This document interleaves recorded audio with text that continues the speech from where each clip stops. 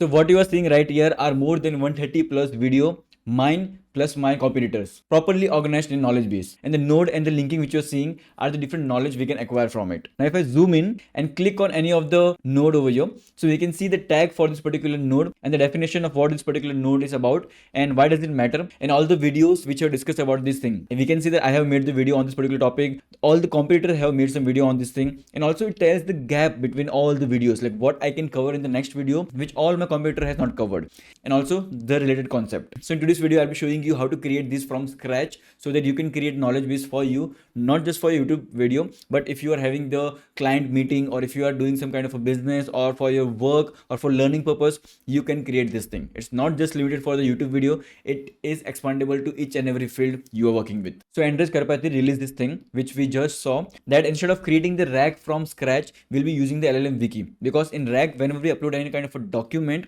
it retrieves the chunk at each and every time. So LLM need to rediscover knowledge from scratch every single time, and certain question which require repacing file document every time. Nothing is accumulated, nothing is compounding.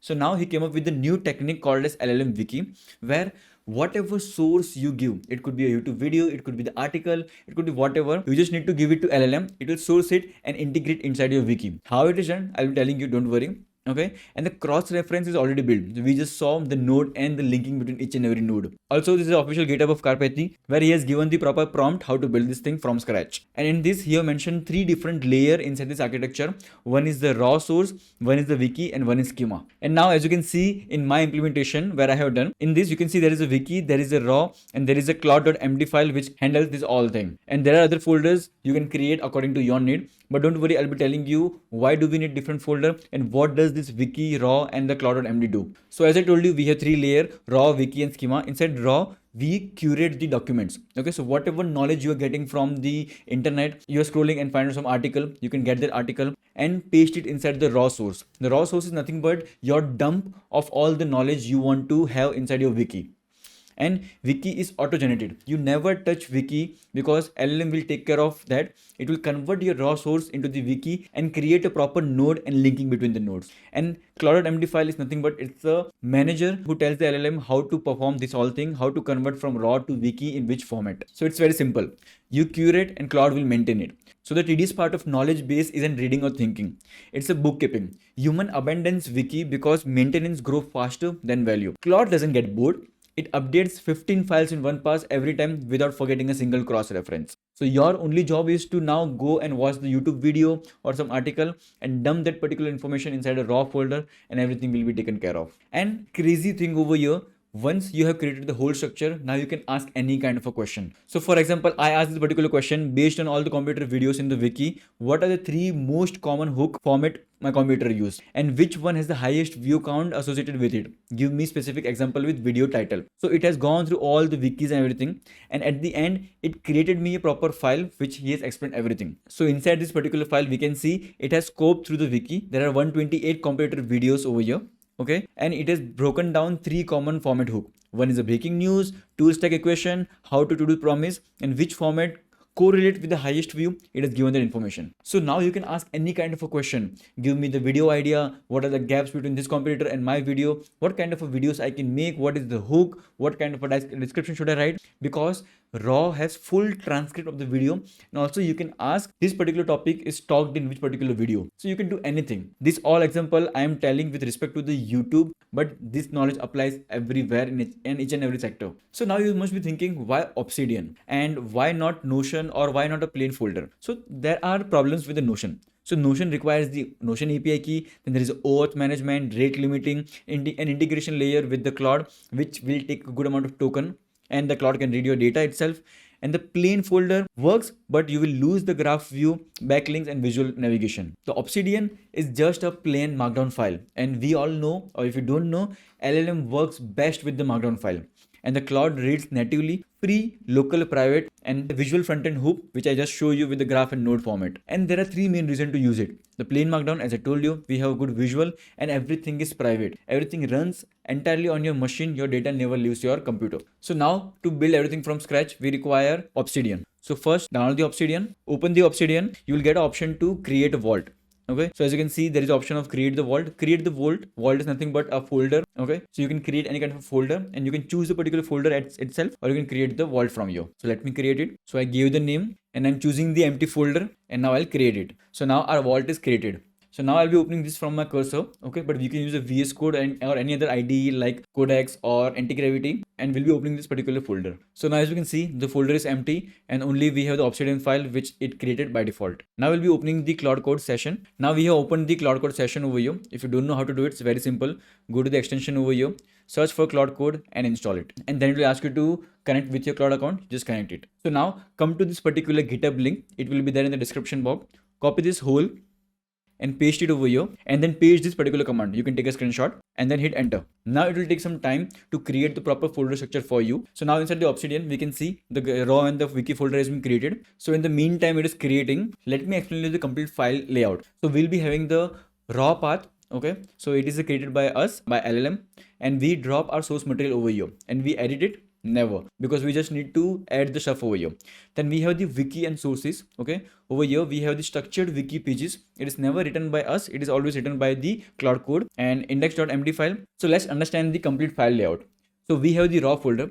So raw folder is always created by you. So we put all our raw knowledge over here. It could be YouTube, it could be article, and I'll be showing you how to put that. Okay, and then we have the wiki source folder over here. So it is created by Claude Code. So whatever information you have dumped inside the raw folder will be created in a proper structured wiki page. And then we have the index.md file. It is nothing but like how we have the index for each and every book or each and every document, where we can see where does each and every information live, so we can go directly over there. Such similar file is created over here. And then we have the Claude.md. It is created by us and it is maintained by LLM or Claude Code. It is a vault of rule book for the LLM model to how to perform the actions. And then we have the multiple skills. If you want, you can create skills according to yourself. Like for me, I have multiple skills over here. There is a Excel draw skill. Then we have the PPT generation skill. The PPT which you are seeing is generated entirely by Claude. Then we have the script builder. Then we have the long form script. Multiple things are there. So now we can see our folder is shaping up. So multiple folder has been created. So now our folder is properly created.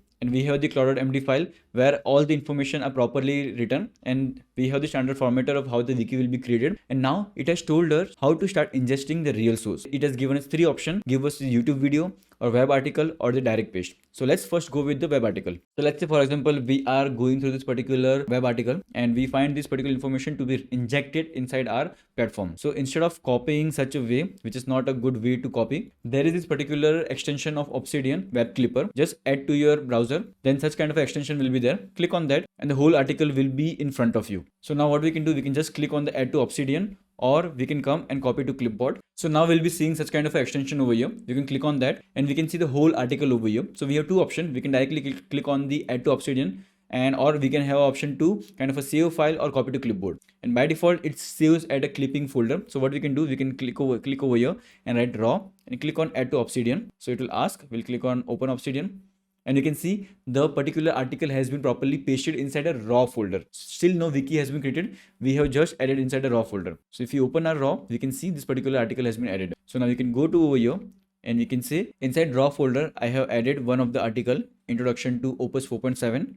Ingest that. So now it will start ingesting this particular document inside the wiki folder. Now if you look at the graph, this is kind of a graph, and now let's see how does it look like after the ingestion has been done. So in the real time we can see all the nodes and the particular linking are been created. So now the ingesting of this particular article has been done. So we can see it has created 5 different wikis, because it might have found different information inside it. It might have gone in the depth to get the more information. If you look at the graph, from the single graph we can see different article it is pointing, and we have the index file as well, where we can see what kind of a source it has and what kind of a concept it has, and the log file as well. So log file is nothing but whatever work Claude might do, it will log it over here. So now let's try to ingest the YouTube video. So I have just searched for the Claude Opus 4.7. Let me copy this particular link.